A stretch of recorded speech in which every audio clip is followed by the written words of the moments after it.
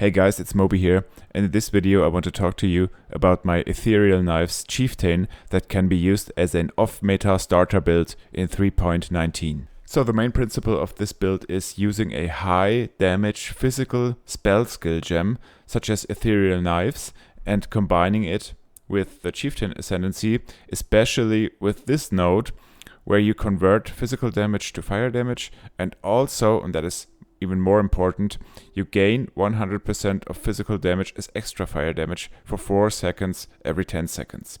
So the main goal is to scale the physical damage as high as possible so that we can then convert it to fire damage and gain the 100% of physical damage as extra fire damage. So let's have a quick look at our two main skills. Ethereal Knives is linked to Awakened Fork support, Awakened added fire damage support. This is actually the best one.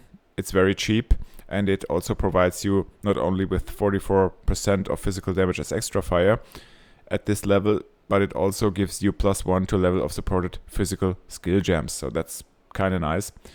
Life tap is good, especially because the mana cost is quite high, and especially if you have high cast speed, which you want to have. But you could also replace it by inspiration, for example. Spell echo, I don't even have awakened spell echo, so and then I have increased critical strike support. Maybe it would even be better to go with inspiration, but it's okay, it works kind of fine with these links. And then let's have a look at the Tornado. The Tornado is used especially for the single target. For the bosses, it is linked to increased duration, which is important so that it lasts longer. And the Tornado works like this. You just hit the Tornado with the Ethereal Knives, and then it reflects the damage that it was dealt by you by the Ethereal Knives to the boss. And that's the main principle, and this is why it's so impactful. So let's have a look at the gear. The good thing about this build is that it does not require any specific gear except maybe for this Viridian Jewel Ring of Blades, which makes the Ethereal Knives fire in a circle like this, and not like, if we just remove it for 1 second, like this. But also like this, it has quite of a nice coverage, and you can use it like this as well.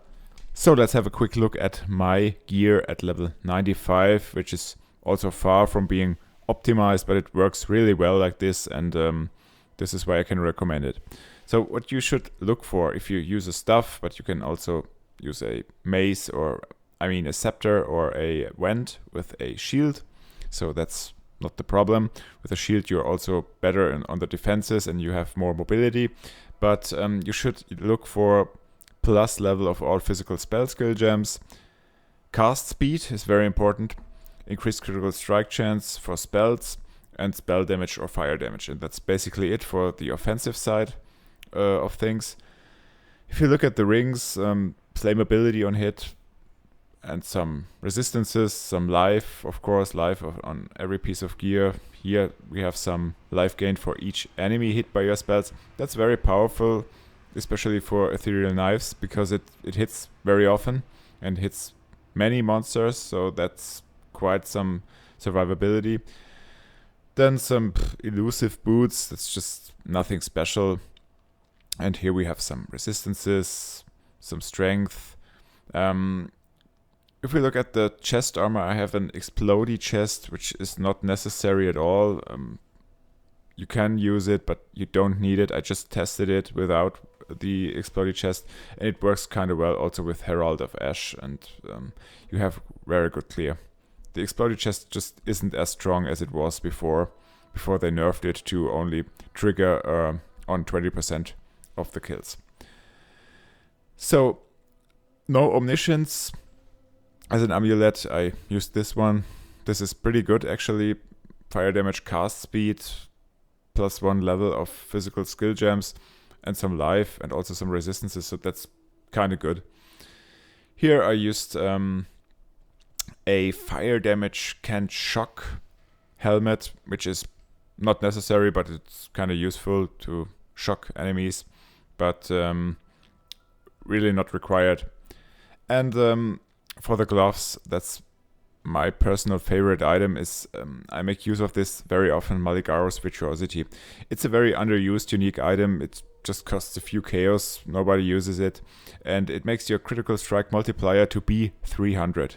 So you don't need to invest into critical strike multiplier.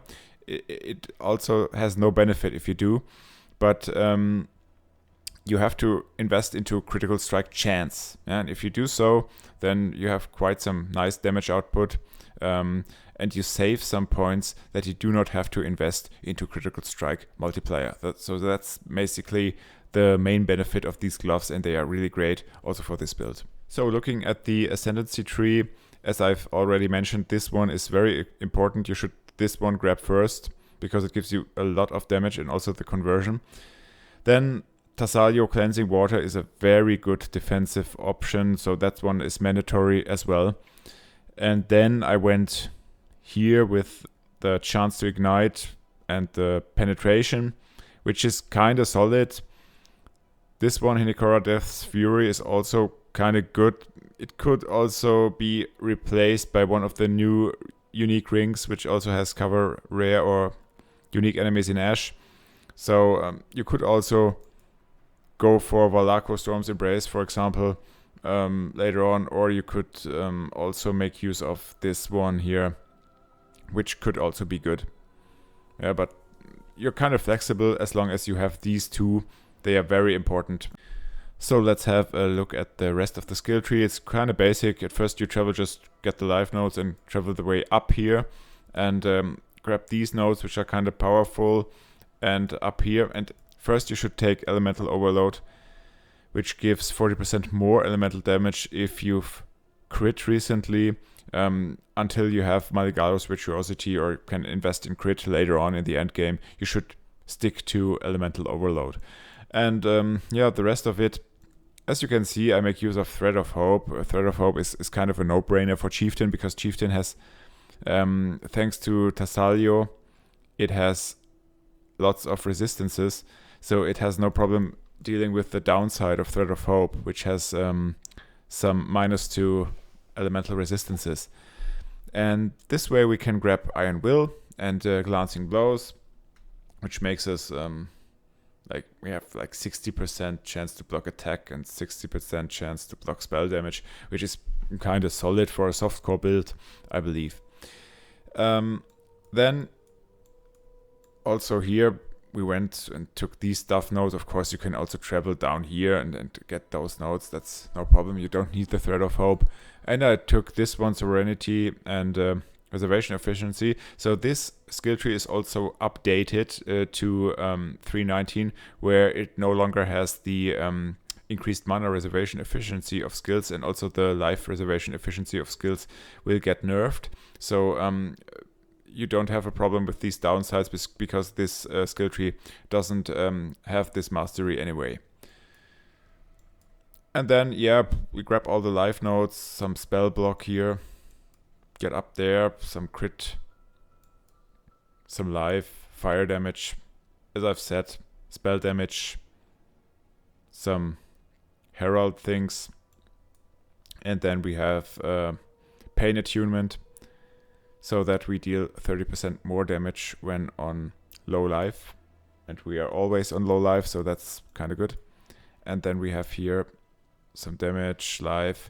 We have to travel here in order to use Ring of Blades, because Ring of Blades requires 40 dexterity in radius, and we cannot achieve this here or there, so we are kind of forced to travel to the right side of the tree. But it's not that bad, because it also gives us some damage, some life here.